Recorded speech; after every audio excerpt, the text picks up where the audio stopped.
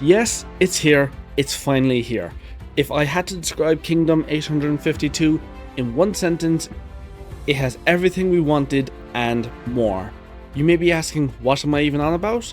And that, my Kingdom army, is the layout of this great battle and the numbers for both sides, plus some few last bits of information about some of the main support characters, not to mention a hello from an old friend we all wanted to see, and yes, I am talking about Big Bro Heki. So to give just a quick 3-minute breakdown on the chapter before we get into the discussion of the battlefield, because all in all, not much else happens, and there's an insane amount to talk about, but there's still some good bits of information we have to discuss.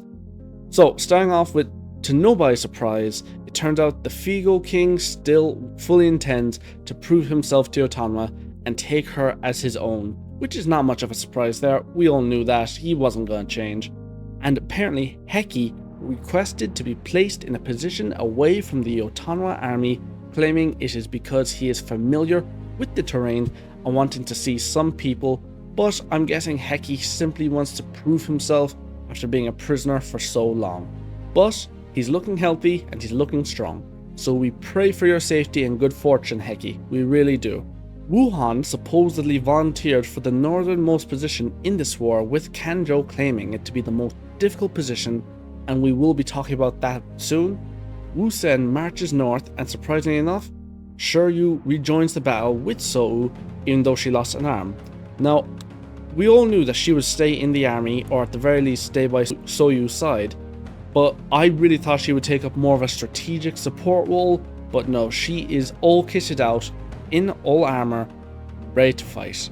Then we get to see Rukiyomi, Ryukoku, and Kanao talk about being veterans for 30 years under Lord Wuki and then Lord To, and how they will fight as they always have, instead of changing up their methods given how they have no lords to serve under now, and are last seen splitting their armies. And last but very not least, we see 2 new additions to the Gakuka army. One I have no doubt will be a great asset, and the other may very well be the biggest possible weakness of Muten's to exploit. I am now talking about Soku, who Aizen stole from Mobu's vice commander Raiki's army, which is supposedly, and he is supposedly excellent in both spear wielding and tactics. And of course, he is the great asset I spoke of. Now the biggest possible weakness I'm talking about is this soldier under the command of Rikusen named Koryu, who is the grandson of Muten's former adjutant, aka Gramps. So in other words, someone that has known and admired Muten his entire life and is more likely like a family member to Muten, is now entering under his command.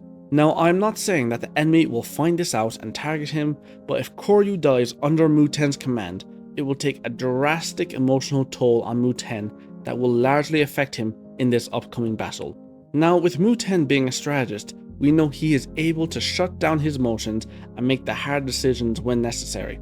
But when he lost the adjutant, he was unable to sleep from the sorrow, but can you imagine the guilt he would feel if he lost Koryu also? Not to mention, with him being a possible weakness of Muten's to exploit, placing him under Rikusen is both good and bad. With Rikusen being among Muten's most trusted vassals, you could say that Koryu will be safe, but at the same time, Rikusen is also Muten's biggest attacker other than Aizen. So if he decides to hold Rikusen back to keep Koryu safe, Muten will then be hindering or giving himself a handicap, or whatever the word for that is. But that's a different discussion for a different day. I rabble on. And now we get into the good stuff. No, the great stuff.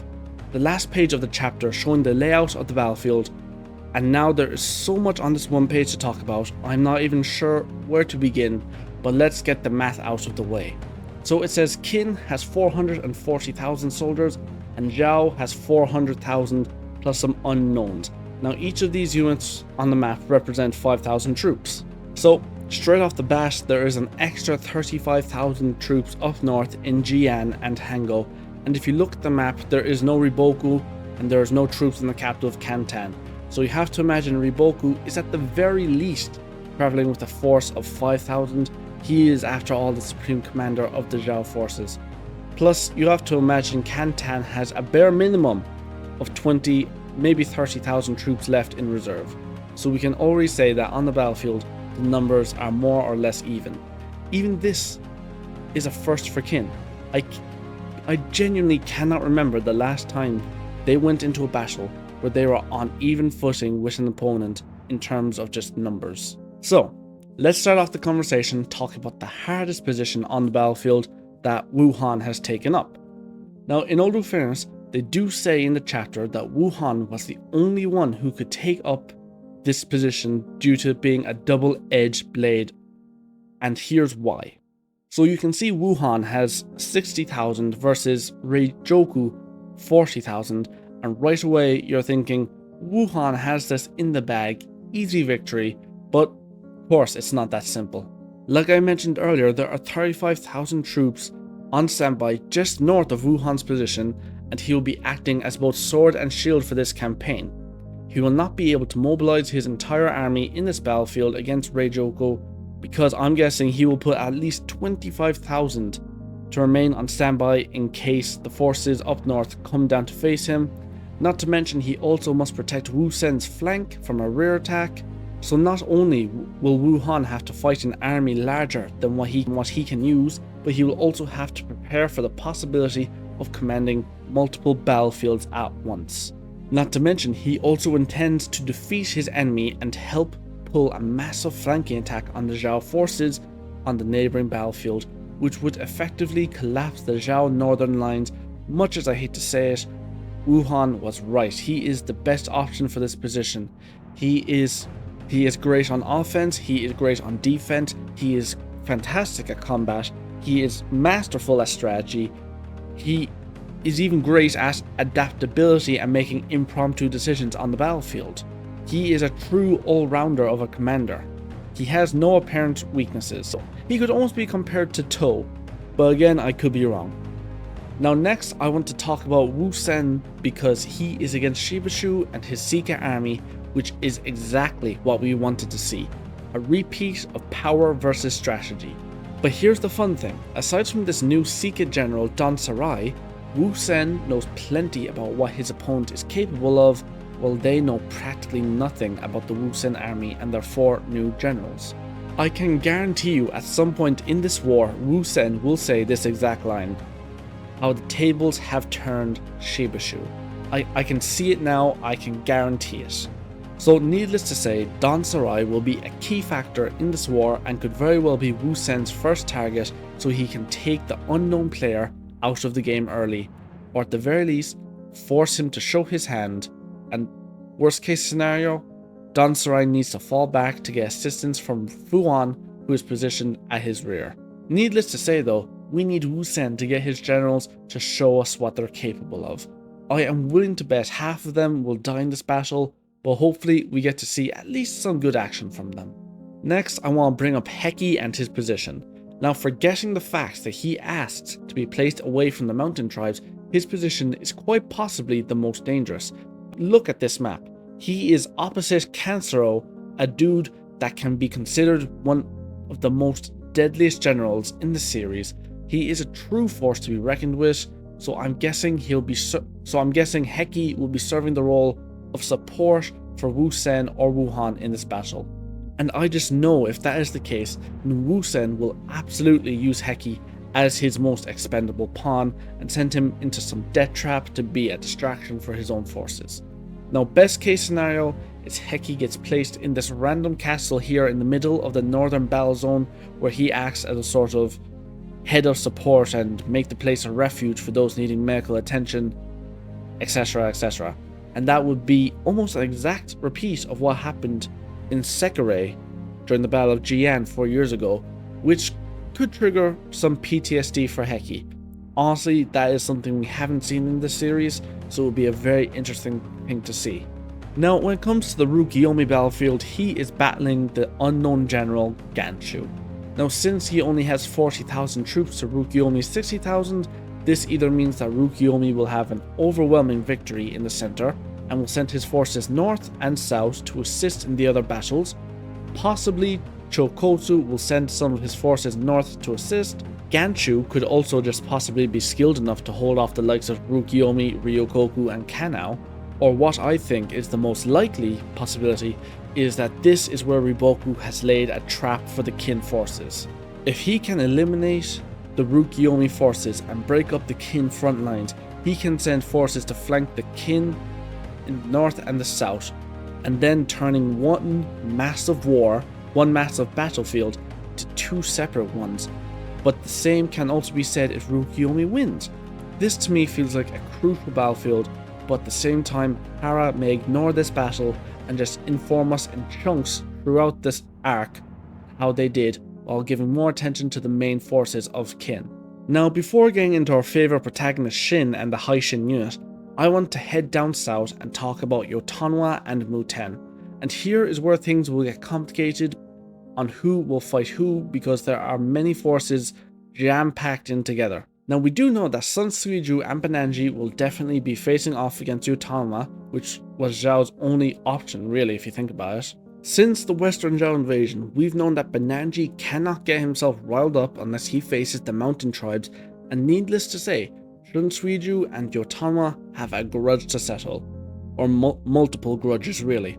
Hopefully we will be able to learn a lot more about his mysterious past before he meets his demise.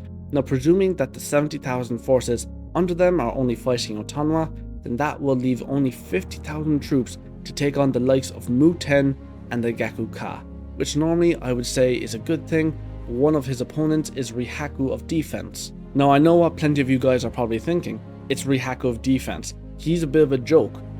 And yes, I know that Mobu did crush all of his tricks and schemes rather easily over a decade ago, but he is the opposite of what Muten is used to facing. Normally, Muten faces opponents that love to attack and builds his strategies around counterattacks. Now he has three opponents which could not all be different from each other. Rihaku, who is a master of setting traps, Bafuji, who we haven't seen go all out yet, but we know that he has the endurance of 20 men, and Kotsumi Haku, who is also unknown, but what we do know about him is that he was at least competent enough to take over command of Gammon after Riboku left. So who knows how that battle will turn out. There will definitely be some surprise or dramatic twists. Although we've known all of these characters for a long time, we still don't know much about their fighting styles. Hopefully we will get to see some good changes. And now we come to the big show, the main attraction, the biggest ticket seller, Shin, Kyokai, and Oyoko, who are just opposite of Ouhon and the Zhao main base for this war. I mean, this battlefield is filled with all possible stories and conversation Hara could write about. We have the former lord of Rigan, Kisui, and his right-hand man, Bate, facing off against Kyokai, who slayed Ryuto, the man who was like a brother to them, and even promised to protect the people of Rigan from another horrible tragedy. Needless to say, this is going to be a tough battle for Kyokai in every possible way, especially since Kisui and Bate hold grudges against the Haishin unit, Kyokai, and even the Gakuka, who is on their neighbouring battlefield, so we may see some crossing over there. Then positions just north of them is Fute, Kaine, and possibly Chokotsu, and you know wherever Fute and Kaine is, Riboku isn't far behind. This is just perfect. I don't need to explain why Riboku facing off against Shin is just going to be the best thing ever. We all know why, and we all have different reasons why. Either way, we all know that we're all gonna love it. But there's also the possibility that Chukotsu may cross blades with Shin, and this will be a multi-generational duel between them because Wuki slayed his father, Shokatsu. Now, if Shin wielding the same glaive can one-shot Kotsu like Wuki did Katsu, it will be just pure cinematic gold. And let's not even get into what if something happens to Kaine. Riboku will just absolutely lose his mind. You don't know if he's going to act out in anger and command all his forces to charge. You don't know if he's just going to shut down and just not be able to command, or God knows what else. But if something happens to Kaine, the battle's pretty much over. Let's be real. Though a story plot that I would like to see is that they're able to take Kaine alive, and Riboku offers himself as a prisoner instead of Kaine. And then it'll just be some dramatic twist then, or Shin will be like, you know what, instead we will have a duel to settle this and end this war. You and me. If I win, you die and we'll let Kaine go be free. If you win, you can take Kaine, we won't fight you at all, you can just walk off. That is actually one of the more, I'm not going to say smarter ways to go, but at the same time, it'd be more interesting to see. It'd be a very dramatic and quite frankly underwhelming conclusion to such a long-term grudge between Shin and Riboku. Now this just leaves the final question. Where is Riboku and what plans and tricks has he planned and prepared for this battle? Obviously he will have the forces up north stand by for the perfect opportunity to attack the Gyokyu. Then he needs to be extremely cautious around Shin as always, and I still think he has something big planned for the central battlefield where Rukiyomi is based. Or I suppose it's also possible he could have some plan up his sleeve to support Shibashu up in the north. I'm guessing he has got a couple of contingency plans for probably any possible event, though I can't see him making his usual sneak attacks on the enemy's rear when they're distracted like we all know he loves to do. And so Kingdom fans, I think that's it for this video. There is such a high likelihood of sneak attacks and large army flanks, it would be unfair and borderline impossible to list them all. So if you enjoyed this video and want to see more Kingdom content, remember to smash that like button down below, and while you're down there you should hit that subscribe button with the notification bell so you don't miss out on this amazing arc coming up and so much more.